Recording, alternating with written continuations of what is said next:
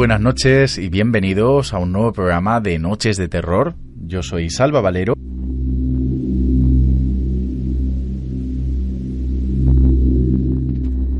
Esta noche nos vamos a adentrar en una casa terrorífica, probablemente uno de los casos más siniestros en la andadura que lleva ya Noches de Terror, y es que vamos a hablar de la Casa de los Demonios.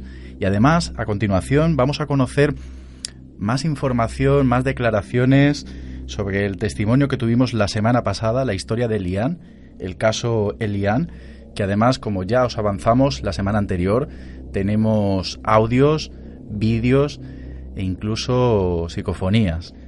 Doy la bienvenida una noche más a Yolanda Saiz. Yolanda, muy buenas noches. Hola, buenas noches, Salva. Bueno, Yolanda, me consta que la semana pasada estuviste preparando algo y por eso no pudiste estar aquí en el programa y que muy pronto vamos a conocer el porqué. Exacto, muy pronto lo conoceremos. Lo dejamos en el misterio. En el aire, sí. En el aire. Tenemos que dar también la bienvenida de nuevo a nuestra nueva colaboradora, Silvia. Silvia, muy buenas noches. Muy buenas noches, Salva y Yolanda. Muy buenas noches, Silvia. Silvia, la semana pasada tuvimos un caso muy oscuro, la granja de Foss Hollow, aterrador, impresionante, pero yo creo que hemos subido el nivel de terror en este nuevo caso, y es que nos vienes a hablar de la Casa de los Demonios. Sí, esta noche vamos a hablar de la Casa de los Demonios, que también se la conoce como la Casa del Infierno o el Portal del Infierno. Bueno, pues cuesta meterse en esa casa, y como bien dices, además vamos a adelantar un dato, y es que se dice que en esta casa albergaba, fijaros en la cantidad, 200 demonios. Sí, exacto, 200 demonios, nada más y nada menos. Bueno, impresionante historia que nos va a contar Silvia, y además vamos aquí a comentarla, Yolanda y yo, nuestras impresiones. Y como os avanzo, pues ese caso de Elian, que tenemos novedades interesantes. Silvia, ¿cómo comienza esta Casa de los Demonios? Pues mira, antes te puedo decir que de este caso se hicieron eco los principales medios de comunicación de Estados Unidos, porque la verdad es que recogieron cantidad de informes, tanto la policía como los médicos. Centrándonos, pues esto ocurre en Indiana, es una casa que está construida en Carolina Street, en Gary, que es una ciudad industrial que está cerca de Chicago, y fue en el año 1926 cuando la construyeron. Los propietarios originales vivieron hasta la década de 1980, y ya en ese año fue vendida a un nuevo propietario, que este fue el que la alquilaba. Entonces, en 2011, en noviembre, la familia Ammons, que es la familia a la que le ocurren todos los sucesos en esta casa, pues junto con su madre, que sería la Toya, de 32 años, su madre Rosa Campbell y sus 3 hijos de 12, 9 y 7 años, pues se mudan a lo que es a esa casa de Gary. En principio, pues era una casa pues muy bonita, la calle era tranquila. Son casas, te puedo decir, todas ellas de esa calle, pequeñitas, de un solo piso. No suelen ser las típicas casas americanas con 2 bloques. Y bueno, pues nada hacía presagiar pues que poco después de haberse lo que es mudado, empiezan a ocurrir pues unos extraños incidentes. Sobre diciembre del 2011 empiezan a escuchar todas las noches pasos en el sótano. También en la casa empiezan a visionar tanto la madre como la abuela y los niños sombras oscuras. También algo muy característico es que veían unas botas, las suelas, lo que son las huellas que dejan las botas mojadas cuando entras en una habitación. Lo que ocurre es que podías pensar que son de los niños, pero el número no coincidía con nadie de la familia. Y algo también muy inquietante es que en pleno diciembre, que te he comentado, de 2011, la casa se le invadió de moscas. Así muy raro, la verdad, para la época del año. Pero hasta el 10 de marzo de 2012 no pasó lo que sería el suceso más inquietante y que más miedo dio a la familia, que es cuando les visita unos amigos, en plena noche, la niña pequeña de la Toya comienza a gritar. Entonces, claro, pues la familia se despertó muy alarmada junto a los amigos y se levantaron a ver qué le sucedía a la niña. Y cuando entraron en la habitación se encontraron la imagen de que estaba levitando por encima de la cama. Entonces todos se sorprendieron muchísimo, no sabían qué hacer, se pusieron muy nerviosos y lo único que se les ocurrió fue pues rezar. Estuvieron bastante tiempo rezando y parece que eso pues calmó a la niña y lo que pasaba pues eso, la niña volvió a la cama y no recordaba absolutamente nada, que ese dato es bastante característico cuando hay algún tipo de posesión. Ella no recordaba nada. Bueno, y lo que te podía... Sí, cuéntame, Silvia. No, eso es lo más... que a partir de ahí ya podemos decir más cositas, pero ese es el momento cumbre cuando todo ya se desencadena, todo lo que te voy a continuar diciendo. Es decir, momento cumbre, esa niña levitando. Por lo tanto, estamos hablando de un lugar con una inmensa cantidad energética, ¿no? O una fuerza sobrenatural enorme. Bueno, la Toya Ammons, me imagino que no tendrá nada que ver con la Toya Jackson, ningún parentesco, ¿verdad?, con la familia Jackson. No, ninguno. Ninguno. A mí lo que me sorprende, bueno, pues estamos ante otra de las casas en las que un familiar o una familia, nada más incorporarse, pues empiezan a ocurrir fenómenos. Por lo tanto, ocurre casi al instante. Pero bueno, yo quiero primero escuchar cuáles son las impresiones, las anotaciones de Yolanda y luego ya pues comentaré las mías. Yolanda, ¿qué te parece este caso? Pues fíjate, ya empezamos a hablar de ruidos, de golpes. Me parece curioso lo de las pisadas, de como unas gotas de agua, porque en un primer momento pues puedes pensar que es alguien que ha entrado en la casa, ¿no? Porque no tiene nada que ver con el número de pie que gasta ninguno. Pero si nos pasamos ya al tema de que ven sombras, como habéis comentado que esta casa se supone que es la casa que hay 200 demonios, decir que las sombras se asocian con los demonios, es decir, que son demonios que aparecen pues en las esquinas de las puertas o detrás de ellas. Entonces podríamos decir que sí que estaría un poquito vinculado ya por ahí. El tema de ruidos y tal también se asocia un poquito con la infestación de una casa, que hablamos pues que son ruidos, olores, plantas que se marchitan, etcétera. No sé si habrá algún caso más como puede contarnos luego Silvia. Y en el tema también de la levitación, que me parece muy importante, el tema bíblico, si nos ponemos un poquito tema de la iglesia, hablan que la levitación tiene mucho que ver con el principio de posesión demoníaca. Entonces también el hecho de que ellos se pusieran a rezar y finalmente acabara pues la niña terminando esa levitación, que luego no recordara nada, pues sí que se comenta o se dice que es el principio de posesión demoníaca. O sea que sí que está bastante relacionado con lo que habéis comentado en un principio de la casa de los demonios o de los 200 demonios. Efectivamente, yo era lo que iba a comentar. A mí me parece simbólico el hecho de que esta familia rece y en el momento que reza disminuye considerablemente el fenómeno paranormal que esté ocurriendo en ese momento. Por lo tanto, pues si nos vamos a un sentido religioso, estamos ante entidades pues probablemente demoníacas. Entonces es algo que me...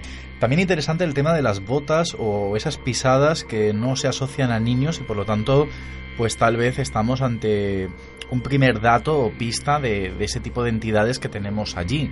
Porque claro, ¿los demonios llevan botas? Porque una bota es un elemento de una persona humana. Sí, es que los demonios se dice que se suelen adoptar cualquier forma, tanto de objeto, de persona.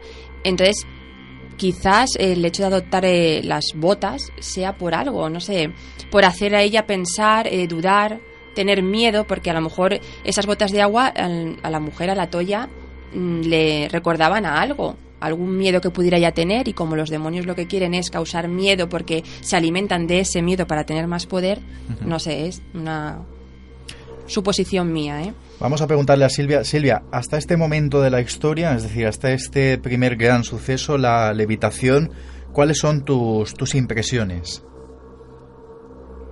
Pues la verdad es que estoy muy de acuerdo con lo que acaba de contar Yolanda, porque es muy característico, sobre todo el momento de la levitación, cuando la niña está levitando y le rezan, que aquello cesara. Entonces, la verdad es que estoy bastante de acuerdo. Luego, el tema de las moscas también, cuando una casa está infestada por demonios, suele ser muy característico, como por ejemplo pasaba en Amityville, que invadan las moscas y en cualquier época del año, porque daros cuenta de que era diciembre de 2011. Entonces, pues esas son por ahora mis impresiones al principio. Sí, estoy de acuerdo también contigo, Silvia, en el tema de que las moscas se asocia a los demonios. En concreto, se dice que se asocia al demonio Belcebú. Le llaman el señor de las moscas porque se supone que en la época antigua, ¿no? Pues lo veneraban y decían que era el señor de la gula. Entonces le ofrecían comidas, le llevaban comidas al altar. Entonces estas comidas pues se hacían malas y al final pues se llenaba de moscas, y por eso el señor de las moscas. Y de ahí pues que cuando hay en una casa presencia de estos insectos, es una señal de presencia demoníaca, de que está corrompido, de que está ese lugar sucio. Bueno, pues vamos a avanzar en el tiempo, vamos a ver qué otros sucesos vivió esta familia. Adelante, Silvia. Bueno, pues como ya os podéis imaginar, pues esta familia no se podía permitir por problemas económicos lo que es mudarse, y tenían que seguir pernoctando y viviendo en esta casa. Entonces, como veían que no había ninguna solución, no sabían cómo enfrentarse a ello, pues contactaron con videntes y con expertos en esta materia. Y durante esa visita, pues lo más reseñable es que con la abuela fueron testigos estas personas de cómo el niño menor de 7 años ponía los ojos en blanco, comenzaba a girar la cabeza y hablaba en lenguas extrañas, que luego más tarde se supo que era latín, porque la abuela no conocía, ni los niños por supuesto, esa lengua. Ellos son, como tú has comentado antes, los que llegaron a la conclusión de que en esa casa había una presencia de 200 demonios. Entonces, lo único que les dijeron como unos consejos de protección es que lavaran las manos de los niños con aceite consagrado, que hicieran un altar en el sótano y que quemaran salvia y azufre por toda la casa. Eso lo siguieron al pie de la letra, la familia lo hizo, pero la verdad es que, como seguiré contando ahora, nada de eso funcionó. A mí, personalmente, lo que más me ha sorprendido es esa posibilidad de girar la cabeza, que me recuerda a la mítica escena del Exorcista, que siempre pensé que era pues un efecto cinematográfico, ¿no? Algo para llamar la atención, terrorífico, pero no pensaba que en casos reales de exorcismos existía esa posibilidad de que pudiera girar la cabeza, como en la famosa película del Exorcista. Yolanda, ¿qué te ha parecido lo que han comentado? Sí, me parece muy curioso lo que has dicho tú de girar la cabeza, y no solamente eso, sino las formas que adoptan, las contorsiones que dan a los cuerpos, que es imposible que no se rompan algún hueso en el tema esto de las posesiones. Comentar también pues eso, que el hecho de, como ha dicho Silvia, de hablar otras lenguas, de entrar como los ojos en blanco, en trance, se dice que son pues esos síntomas de posesión. O sea que sí que podríamos a lo mejor estar hablando de que los niños estaban o empezando a estar poseídos por algún demonio. Sí que es cierto, en cuanto a las posiciones así un poco extrañas, siempre se ha comentado que cuando un espíritu invade un cuerpo, de alguna manera no se solapa igual de bien que un alma adherida a un cuerpo. Es decir, nuestra propia alma está, digamos, como mejor metida, como quien dice, a nuestro propio cuerpo. Por eso dicen que en casos de posesión, sobre todo, o para incluso averiguar si existe una posesión, generalmente cuando camina un poseso no suele doblar la rodilla.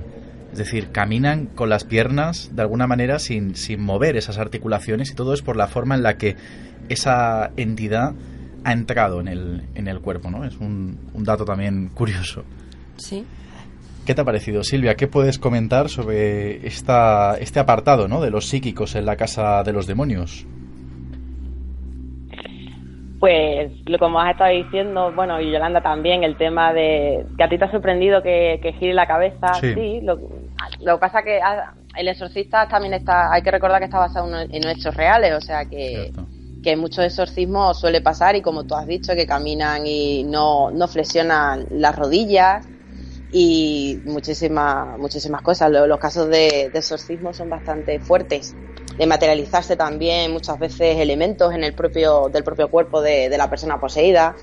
Hay bastantes cosas. Lo verdaderamente aterrador es que, si ya nos parece fuerte todo lo que estaban viviendo esta familia, la historia empieza a complicarse y a oscurecerse mucho más. ¿Qué pasó a continuación? Pues a los niños la verdad es que mostraban cada día más crecientes signos de que le estaban poseyendo, porque se les empezaban a hinchar los ojos, sonreían como si una sonrisa extraña, como si el mal estuviera en su interior. Era muy frecuente que se sentaran delante de un armario y hablaban con algo o con alguien, pero ni la madre ni la abuela lo veía. A veces su voz se tornaba de forma muy cavernosa, todos signos muy, muy demoníacos.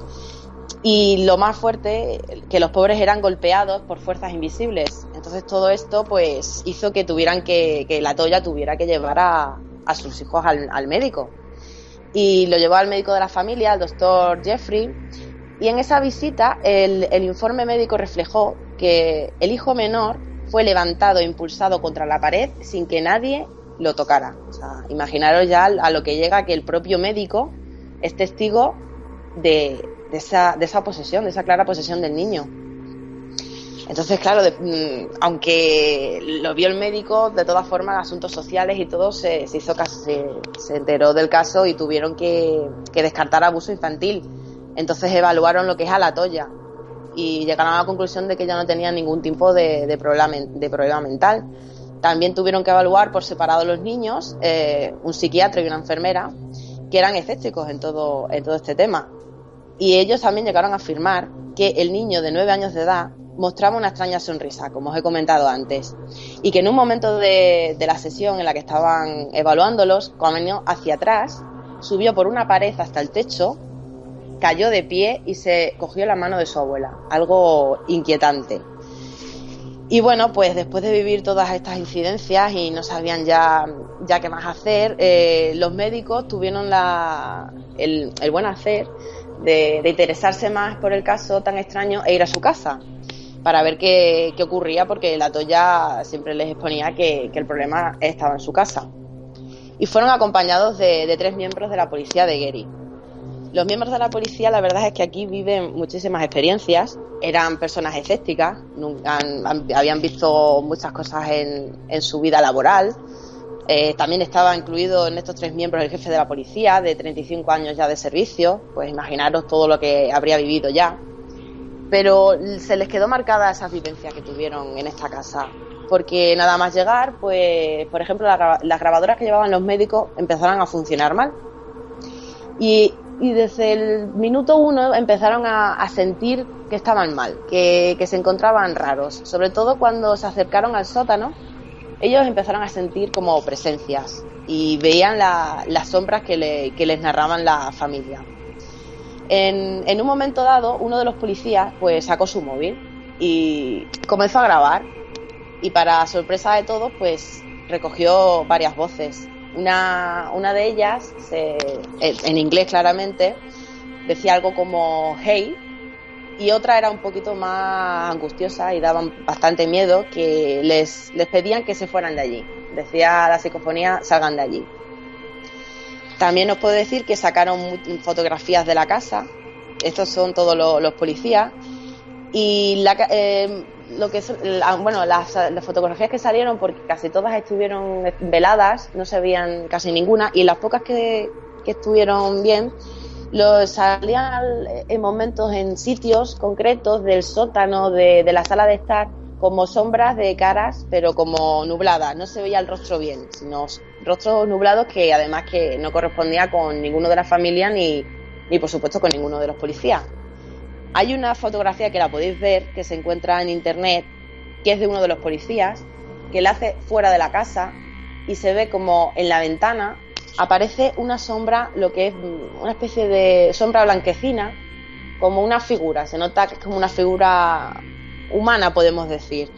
Y el policía alegó que no había nadie en la casa adentro. El jefe de la policía, que os he hablado también, estaba, y declaró que cuando salió de esta casa, la radio suya dejó de funcionar. Y los otros policías también, cuando se fueron de la casa, también tuvieron un suceso muy extraño, porque cuando se montaron en el coche patrulla, lo que es el asiento del piloto comenzó a moverse solo de adelante a atrás. Y vamos, que pudo haberles ocasionado un accidente, y es algo muy raro y que a ellos nunca le había pasado. Eso es ahí lo más reseñable que os puedo comentar. Bueno, es impresionante. Ahora analizaremos un poco cuáles son nuestras impresiones sobre este apartado de la historia. Pero me gustaría comentar a los oyentes de Noches de Terror que en la página de Facebook del programa, hoy mismo, esta misma noche, podéis vosotros ver esa fotografía, que además recordamos que es una fotografía policial, por lo tanto ya que siempre con el tema paranormal hay que hacer cierta prueba de fe, ¿no? De creernos a las personas que nos mandan fotografías. Estamos ante una foto policial y, como bien comenta Silvia, pues se ve claramente una foto de la fachada de la casa, y en una de las ventanas se ve perfectamente el busto de una mujer, y ahora mismo que nos estáis escuchando pues ya la tenéis en la página de Facebook. Tenemos también, ha hablado antes Silvia de cómo se habían capturado registros de audio de esa casa, la casa de los demonios, y tenemos ese EI, así que vamos a prestar atención a ver si todos escuchamos lo que la policía dice que ahí escuchó. Vamos a escucharla.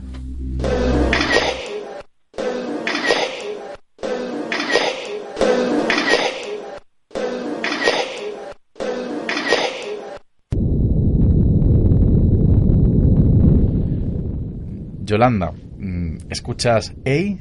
Sí, yo creo que sí que se escucha. Lo que no sé es en qué sentido se lo dicen. EI como diciendo, iros de aquí, como dice Silvia, que hay otra psicofonía que les dice que se vayan. Pero vamos, yo creo que sí que se escucha bastante bien. Lamentablemente, esa segunda psicofonía, creo recordar, ahora me lo comentará Silvia, que creo que decía Get Out, ¿no? Como esa famosa voz también de Amityville, ¿no? Que decía Marchaos. No la tenemos, solo tenemos ese EI que bueno, a mí me ha llamado la atención, pues aunque es difícil analizar psicofonías en inglés, me ha recordado, ¿no?, a psicofonías de aquí de España en cuanto a lo que es el sonido gutural, ¿no? Esa voz que siempre decimos es voz de psicofonía, ¿no? Tan susurrante, tan tenebrosa. Silvia, ¿qué te parece a ti el EI? ¿Escuchas bien el contenido? ¿Qué es que dice EI?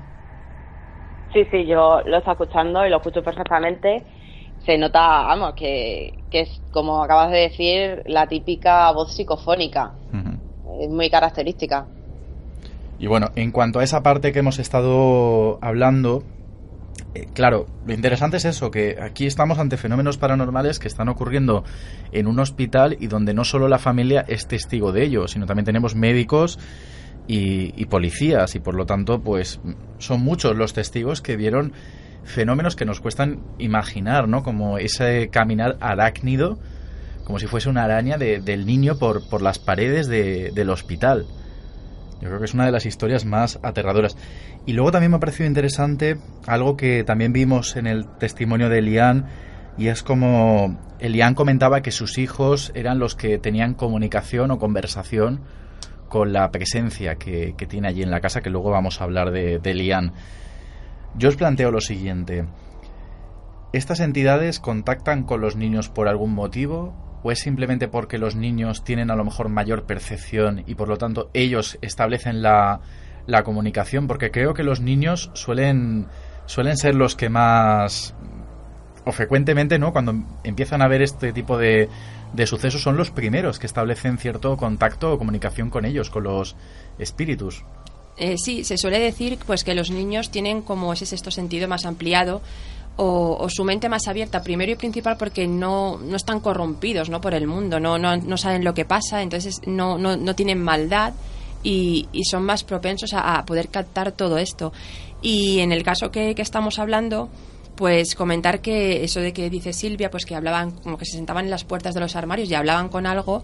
Siempre comentamos que las entidades se hacen pasar pues por amigos, pues para ganar la confianza. Entonces, en este caso, quizás los demonios, porque ya que hablamos de demonios, querían ganarse la confianza de ellos, pues pasando por un amigo, y a raíz de ahí pues ya comenzar con la posesión o con todos los fenómenos que ocurrían. Silvia, ¿cuáles son tus impresiones de este apartado hospital y visita de la policía? Pues como comentáis, los niños son los más indefensos y también las fuerzas malignas es mucho más fácil de acceder lo que es a la familia a través del primero de los niños. Y yo creo que por eso también los niños son los primeros en mostrar los signos de posesión, y los que se ponen a hablar, como hemos dicho, delante de un armario, los que son más atacados más violentamente. Yo creo que también por eso, por ser los más débiles en lo que es de la familia. Bueno, pues vamos a ese nuevo capítulo de los Ammons. ¿Qué ocurrió después? Pues después de todo esto, hombre, claro, lo que es los trabajos sociales y todo eso estaban detrás de la familia porque era todo muy extraño y tenemos que hablar que era 3 menores lo que tenía la Toya. Entonces, en una de las visitas, que fue la trabajadora social y una enfermera a lo que es la casa, pues oyen unos gruñidos y unos alaridos. Y claro, tenemos que recordar que, no sé si lo he dicho antes, no tienen ningún tipo de animal doméstico en casa, ni perro, ni gato, ni nada. Pero lo escuchan. Y ya más adelante en esta visita son ellas también testigos, porque aquí la verdad es que todos los que pasan por la casa son testigos, ya sean médicos, ya sean trabajadores sociales, enfermeros, pues de cómo uno de los niños, otra vez, porque los niños son los que muestran los claros signos, trepa por la pared, como tú acabas de decir antes, y como una especie de araña, ellas lo ven, que trepa por la pared. Entonces, claro, de esto se ponen bastante nerviosas y se van de la casa, no sabían ni qué hacer. Salieron muy asustadas, personas también muy escépticas hasta ese momento. Después también otra visita que realizó los psiquiatras de los niños con otra enfermera, les pasó lo mismo, escuchó al llegar a la casa los gruñidos y aullidos. Y esta vez, porque la casa también exhalaba como una especie de líquido por algunas zonas que no se sabe ni qué era.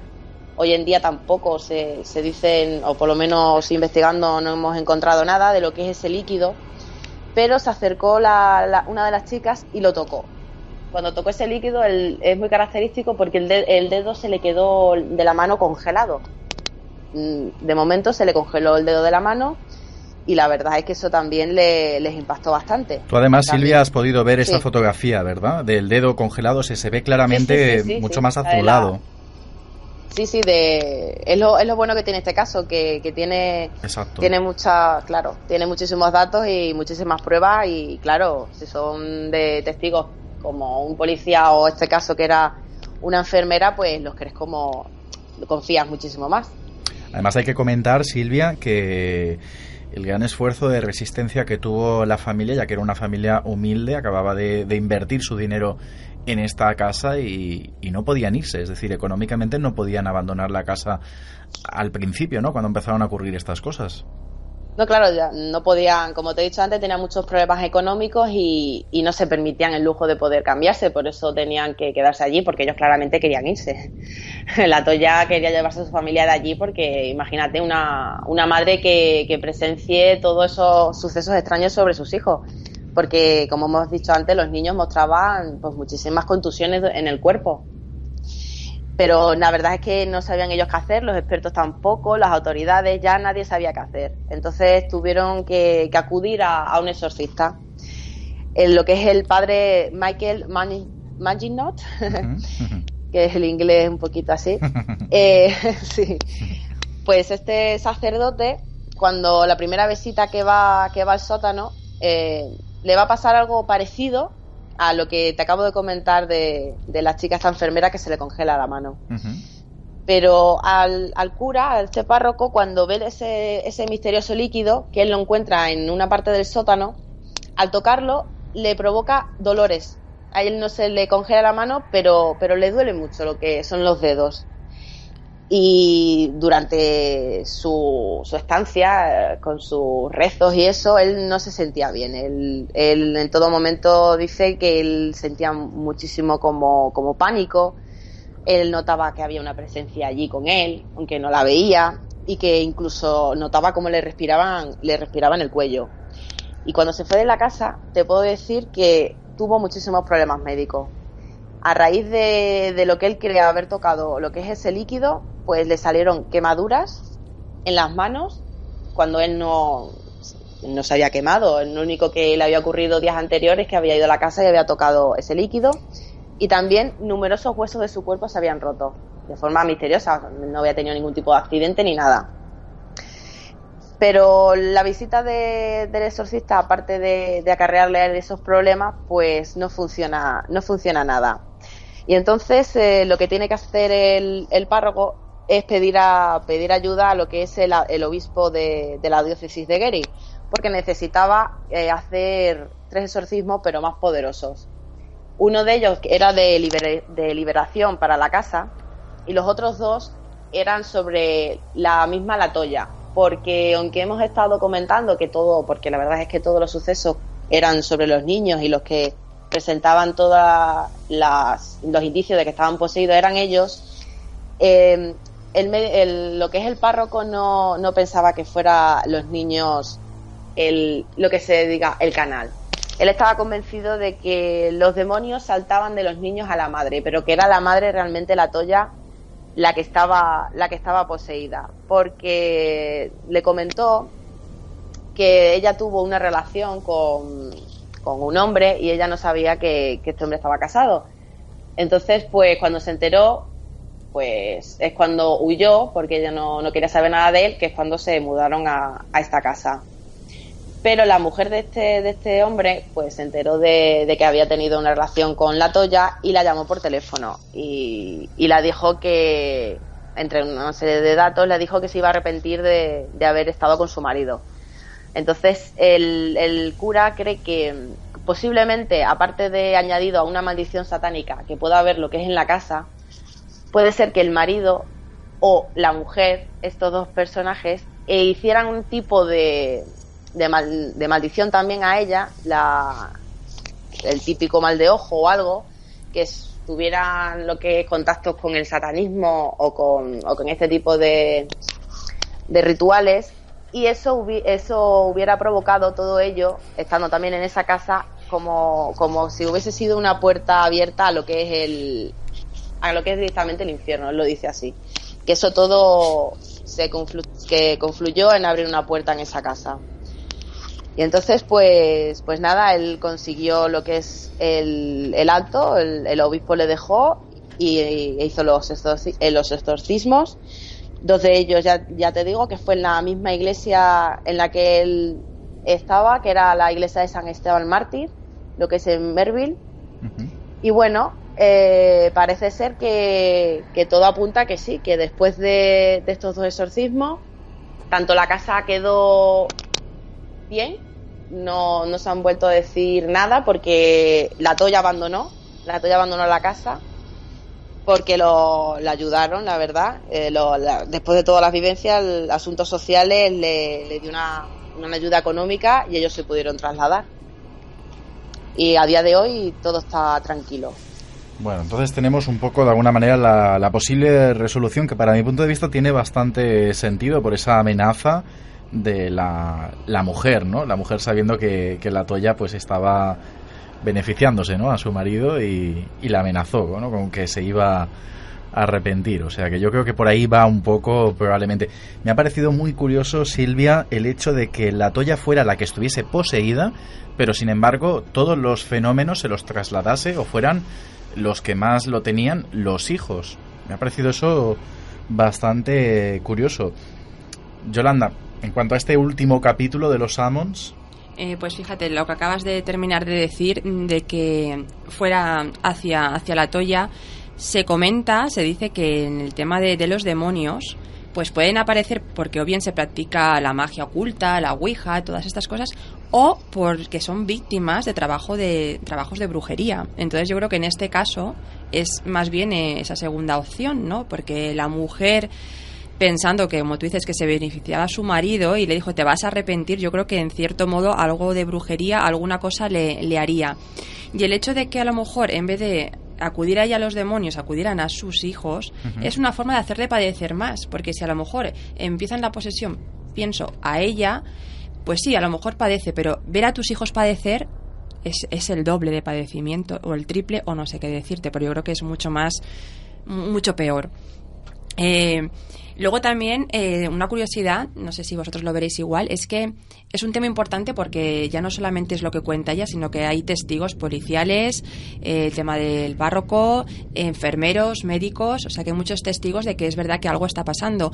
Pero si os fijáis en lo que ha contado Silvia, tanto a los policías como a los médicos, quitando a la enfermera cuando toca el líquido que se le congela un poco el dedo, no les pasa nada grave. El único que tiene consecuencias dolorosas es el párroco, ¿no?, que tiene molestias, enfermedades, quemaduras, ha dicho, y yo me pregunto si es porque era él el que podía hacer que esos demonios desaparecieran y lo veían como un peligro y por eso tuvo más esas consecuencias de dolor, de quemaduras y todos esos detalles. Y que además es un personaje vinculado a la iglesia, vinculado Exacto. a lo religioso, por lo tanto Exacto. puede ser que los demonios se ensañasen un poquito más con él, ¿no? También. Desde el punto de vista religioso.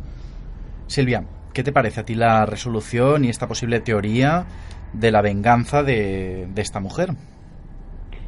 Sí, como habéis ya comentado, yo creo que sí, que puede tener mucho que ver, porque es característico, como ha dicho Yolanda, que los médicos y las enfermeras sí eran testigos, pero no llegaban excepto lo del dedo, a tener serios problemas como tuvo bastante lo que es el párroco Michael Maginot. Y la verdad es que por la resolución tiene que ver, yo creo que sí, firmemente en este caso. Yo creo que había demonios en esa casa. Por el motivo, sí, también era la maldición que él creía que era víctima la Toya, más lo que podía haberse practicado en el sótano de aquella casa, pues la verdad es que se convirtió todo en algo horrible. Pero todo fue bien, por lo que he seguido viendo. La familia está en otra casa, no les ha pasado nada. Y fue todo gracias a este cura, a este sacerdote que con los 2 exorcismos que hizo a la Toya, además que no sé si os lo he dicho, había policías presentes, porque en este caso siempre ha habido testigos presentes, y en esos 2 exorcismos estuvo el jefe de la policía, que estuvo ya una vez en su casa, y otro policía, y bueno, ya pasó todo y la casa se volvió a alquilar. Y el nuevo alquilado no dijo nada de que sucedía allí nada extraño. Bueno, pues nos quedamos entonces tranquilos de que la Toya y su familia pues ahora se encuentran ya pacíficamente viviendo en otro lado. Y qué será de esta casa. Ya veremos si da más sorpresas, ¿no? a sus nuevos inquilinos. Y ahora vamos a otra casa con entidades, la casa de Elian, que fue el testimonio que escuchamos la semana pasada. Además es muy interesante porque Elian nos ha estado escuchando, ha oído el programa y nos ha mandado un audio para de alguna manera esclarecer algunas incógnitas, algunas preguntas que lanzábamos Silvia y yo la semana pasada.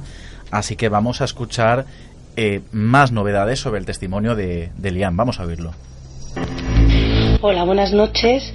Quería especificar y dejar claro desde un primer momento de que yo jamás he hecho la Ouija. Es una cosa que me da muchísimo respeto. Bueno, más que respeto, me da miedo, porque la veo que es algo bastante incontrolable, ¿no? Y sobre todo que quede claro que nunca la he hecho, ¿vale? Yo a veces he pensado que el niño podría ser hermano de mi marido. Él tenía ellos son 4 hermanos, eran 5, porque el mayor falleció con 8 años, le atropelló un coche. Y yo a veces pienso pues que podría ser él, que está aquí o que ha estado aquí al menos durante un tiempo, con mis hijos cuando eran pequeños, como protección. Pienso, no lo sé. Y sobre el tema de si yo soy sensitiva o no, pues la verdad es que yo creo que no, porque a mí esto nunca me había pasado antes en ningún sitio. Me ha pasado a raíz de venir a vivir a este piso, la verdad. A mí me han comentado que sí, que tengo mucha luz, que si yo quiero podría conseguirlo, pero bueno, la verdad es que ya lo que digo, yo nunca antes había tenido ninguna vivencia de estas, más que a raíz de vivir aquí. Bueno, y otra pregunta que os hicisteis era si las cenizas que se hizo cargo mi marido, si era familiar. Pues era familiar suyo, era un tío suyo, hermano de su padre.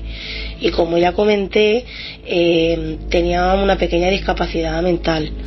Era buena persona, era tranquilo cuando se medicaba, pero cuando no se medicaba y tomaba alcohol, pues su carácter cambiaba. Yo lo conocí bastantes años, pues como unos 10, 12 años, y tenía momentos que conmigo se llevaba bien, pero tenía otros muchos momentos que no me aguantaba.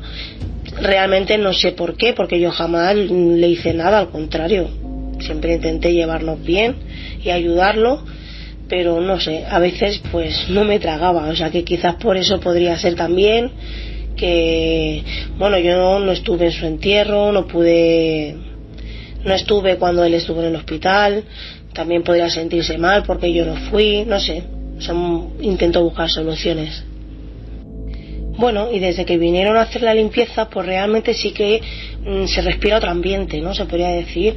Antes se notaba como si estuviera más cargado, aunque no pasara nada, notabas que se sentía de otra manera el ambiente, ¿no? Y a raíz de la limpieza, pues yo noto como un ambiente más fresco. A pesar que a raíz de la limpieza han pasado algunas cosas, ha aparecido alguna foto y los vídeos de la perra es a raíz de la limpieza, pero de todas formas, a pesar de que ha pasado alguna cosa esporádicamente, se respira otro ambiente. O sea que yo creo que esa limpieza vino bastante bien.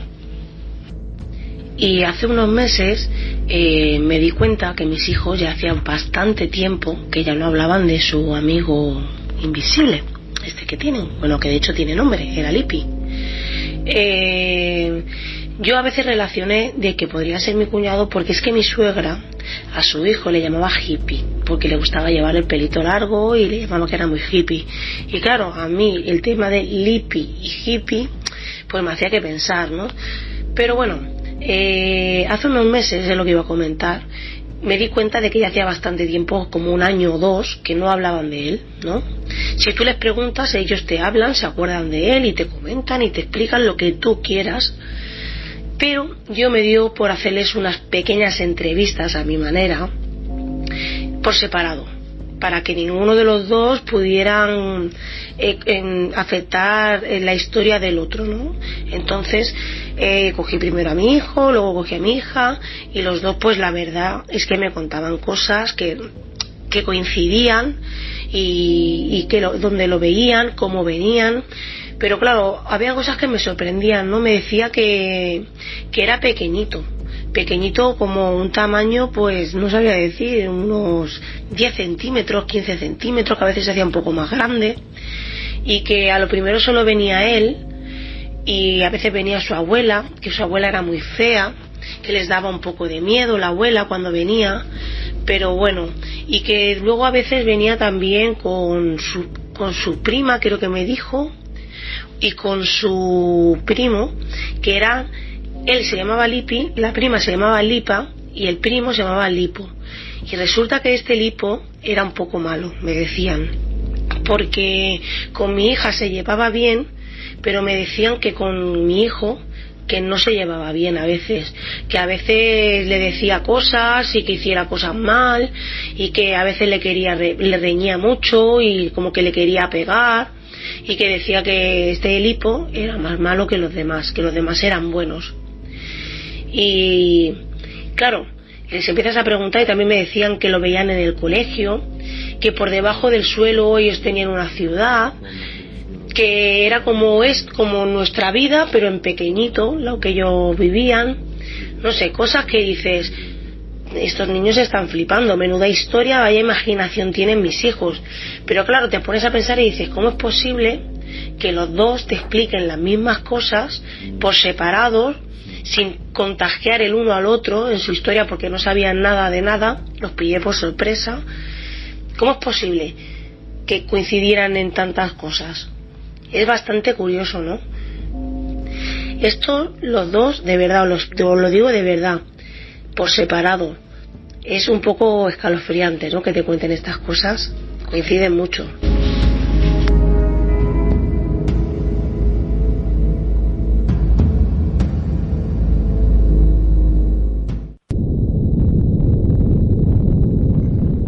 Bueno, pues ahí está ese material añadido que tenemos de Lian, esa información que amplía y nos da, pues, a lo mejor una visión más completa de aquello que estuvimos comentando la semana pasada.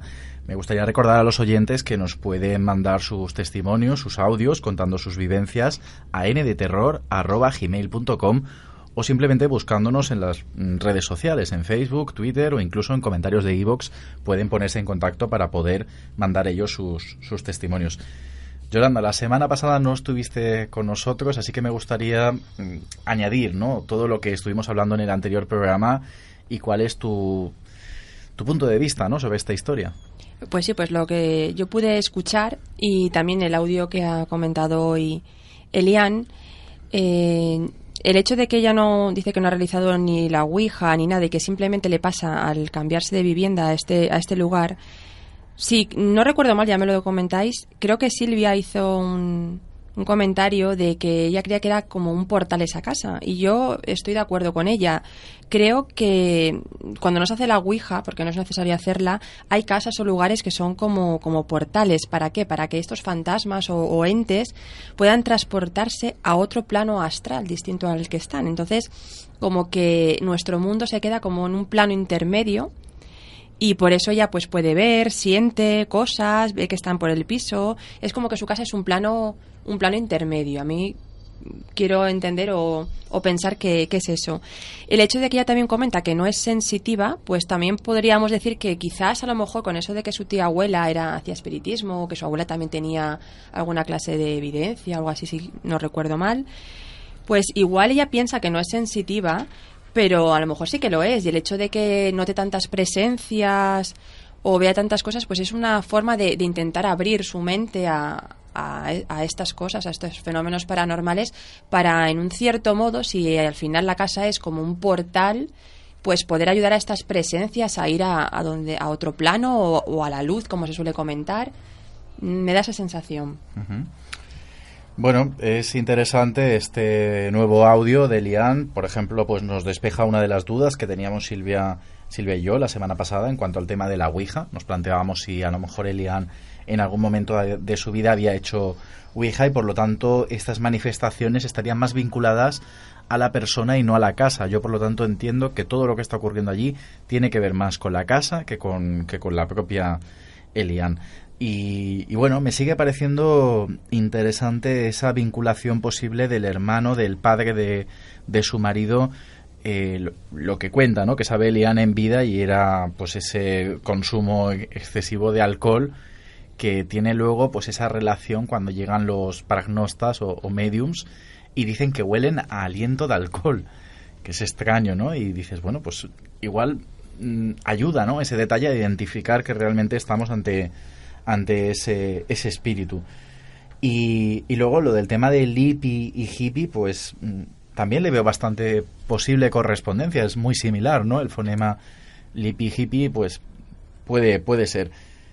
Silvia, no sé si te ha ayudado este nuevo audio de Elian a aclarar alguno de los interrogantes o dudas que nos planteábamos la semana pasada, y cuál es ahora tu visión global de este caso. Bueno, pues el hecho muy característico de que ella no haya hecho ningún tipo de ouija, pero unido a que su familia, su abuela y tía abuela, me parece que creo recordar, eran sensitivas, pues como la casa desde luego parece ser, como ha dicho ahora Yolanda, una especie de portal. Yo creo que es muy difícil determinar si puede ser el pariente de su marido o, por ejemplo, la antigua inquilina, porque a mí, por ejemplo, lo que yo sigo pensando es que cuando ella tiene el hecho que nos comentó la semana pasada de que estaba en la cama y empezó a ahogarse y a sentirse muy mal, y que los médicos la achacaron a que era un ataque de ansiedad, yo sigo pensando que entre otros entes o almas que hayan en esa casa puede ser la de la propia mujer que se ahorcó, que no ha abandonado. Y luego del tema de los niños, me parece muy singular que hace ya tiempo que los niños no dicen nada de que ven a esos amigos o seres imaginarios, porque todos sabemos que cuando en la época de la infancia, durante los primeros 4 o 5 años, la mente está mucho más abierta y somos capaces de ver cosas que cuando adultos ya no vemos. Y eso la verdad es que me ha quedado muy, muy grabado de que los niños ya no ven nada. Aunque en la casa siguen pasando cosas, como hemos visto en los vídeos, pero eso me parece bueno, de reseñar eso, que ellos ya no lo ven. Es interesante porque también podría ser esa posible teoría, ¿no? De que cuando unas entidades pues ya han cumplido su cometido, pues desaparecen, y a lo mejor ellos estaban despidiendo de las personas con las que más contacto habían tenido, en este caso los niños. Bueno, pues vamos al tema de las fotografías, vamos al tema de los vídeos, que además, pues como ya os avancé la semana pasada, cuál fue la revelación cuando en uno de esos vídeos, Elian pues captura, graba con su móvil, pues tanto fotografías como vídeos, en esos momentos en los que empiezan a ocurrir cosas paranormales. Existe un vídeo que, como os digo, lo podéis ver en la página de Facebook del programa. Existe un vídeo en el que vemos a la perra de Liam, pues completamente loca, ladrando hacia un punto específico, un lugar donde no vemos nada, pero parece que, o da la sensación, ¿no?, que ahí hay alguien. ¿Y cuál es la sorpresa cuando en ese vídeo, escuchándolo, y además lo vamos a escuchar ahora en el programa, se oye algo que yo creo que se oye con bastante definición y lo vamos a escuchar. Vamos a escuchar esa psicofonía que se cuela en ese vídeo que nos ha mandado Elian. Por tercer día consecutivo, Barcelona padece un mal olor de origen desconocido. Se trata de un aroma seco insoportable en Amazonas. Las autoridades han revisado ya.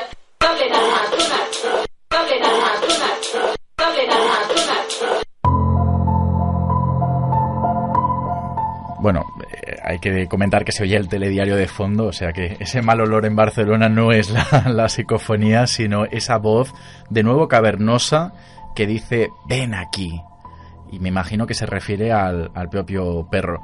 Yolanda, ¿escuchas el mensaje que al menos Elian y yo entendemos que se oye ahí?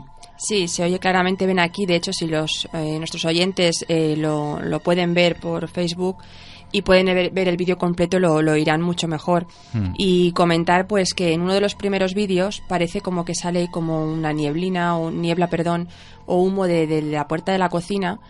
Y el perro es cuando empieza a ladrar, y una vez se oye esta frase ven aquí, pues el perro directamente se calla y va hacia la silla y se pone encima de la silla como si estuviera esperando pues que lo acariciaran o algo. Me parece muy curioso, me da la sensación como que es como una presencia que aparece, que se sienta en la silla, llama al perro, y es que el perro, ya lo podrán comprobar, se calla y se acerca a esa silla. Por lo tanto, a lo mejor un animal sí que escucha aquello que nosotros no oímos en primera instancia, es decir, hasta que no lo escuchamos en el vídeo, a lo mejor él sí que oye, porque claro, Elian no oye en ese momento ese ven aquí, a lo mejor el perro sí que lo escucha. Sí, se suele decir que los perros o los animales suelen tener ese sexto sentido también con el tema paranormal. Decir que cuando ladran, ¿no? Pues es un tema curioso, porque decir, ¿por qué ladran, no? Ladran a algo, al vacío, porque tú no ves nada, pero por miedo, porque no saben esa presencia si viene a hacer mal o bien. Pero claro, en este caso ladra por miedo, pero una vez le llama, se oye que le llama, se acerca como si lo conociera. O sea, da la sensación de que esa presencia pues no sea una presencia maligna, porque ella comenta que una vez limpia la casa es cuando pasa lo del perro, y ella dice que ya no tiene esa sensación de pesadez, ¿no? Es como si a lo mejor pudiera ser que las presencias que se quedan en la casa pues ya son presencias benévolas que no van a hacer ningún mal, y por eso el perro pues ladra, porque a lo mejor le parece, no la llega a conocer, pero una vez le llama se da cuenta que no va a hacer nada malo. Comentamos que hay un vídeo además que, bueno, pues ella está en el salón y de repente pues se encienden y se apagan las luces de la cocina, ¿no? Que está ahí la puerta y se ve con bastante nitidez y lo pueden ver en el vídeo. Silvia, tú escuchas, porque sé que durante la semana has tenido algo de dificultades para oír claramente ese ven aquí. Ahora que lo estamos escuchando aquí en el programa, ¿oyes con más claridad ese ven aquí? Sí, ahora después de los problemas sí lo escucho. Y la verdad es que, no sé si lo recordáis, yo sigo escuchando al final del vídeo otra psicofonía. Escucho las dos, esta y otra al final. Lo que estabais comentando de los animales, pues sí, es muy característico que se vea la perra que está ladrando y que cuando se escucha la psicofonía se acerca. Puede ser que los animales siempre, cuando detectan peligro, ladran. Además, es que con la gente que tenemos animales sabemos perfectamente si es por miedo o porque te están advirtiendo, lo que sea. Puede ser que en el momento que como ellos oyen más que nosotros, cuando él escucha ese ven aquí, pues el animal pues ya no le dejará de tener miedo, le dejará de ver como un intruso a lo que es hablar. Puede ser, creo yo. Tenemos que comentar, Silvia, por si lo quieren encontrar, que es el vídeo de mayor duración, creo que es 1 minuto 46 aproximadamente, que es donde se cuela ese ven aquí. Es donde Silvia, alrededor del minuto 1:14, lo estoy diciendo de memoria, Ella, 1,26, ¿cómo 1,26 era. 1,26. Sí. Vale, ahí escuchas como si fuera un chillido pequeño, Sí, ¿verdad? un leve chillido como de niña. Yo lo identifico como de niña. Vale, y luego hay otro audio en el que Eliane afirma que cuando está ladrando el perro se oye como un gruñido o un rugido que ella no asocia al animal, así como esas fotografías que también las tenéis ahí en la página de Facebook, donde se ven, o Eliane dice ver, las caras o unos rostros. Ella señala un niño, un hombre mayor, que el hombre mayor yo lo veo con bastante claridad, y un rostro africano por la forma de la nariz. Así que bueno, ahí eso ya es cosa de los oyentes para poder identificar, pero bueno, así en resumen, la verdad es que la historia de Eliane pues es una historia tremenda con bastantes posibilidades. Parece que ella ha identificado pues quiénes son o qué es lo que tiene en esa casa, y al igual que el caso de La Toya pues tiene su final feliz, ¿no? Porque parece que esa limpieza ha quitado y las energías o las sensaciones que tiene esta familia pues parece que ya está todo más normalizado. Así que bueno, 2 historias terroríficas. Recordar una vez más el correo ndeterror@gmail.com. Así que nada, Yolanda, como siempre, un placer. Igualmente un placer. Silvia, encantado. Igualmente, Salva. Muy buenas noches.